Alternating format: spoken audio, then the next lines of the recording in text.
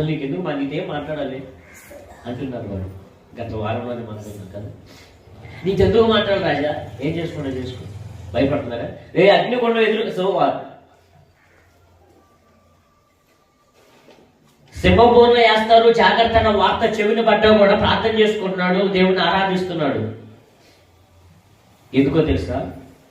వీళ్ళు అనుకున్నారు ఈ సింహం బలమైంది అనుకున్నారు, ఆ రాజుతో ఉన్న రాజ్యంలో ఉండదు.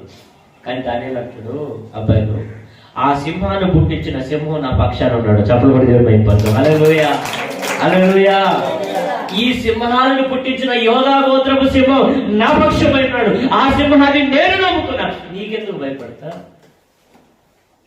నీవు భయభక్తులతో ఆయన ఆజ్ఞను ఆనందించగలిగితే 365 సార్లు ఉంది, భయపడకు నేను నీకున్నాను.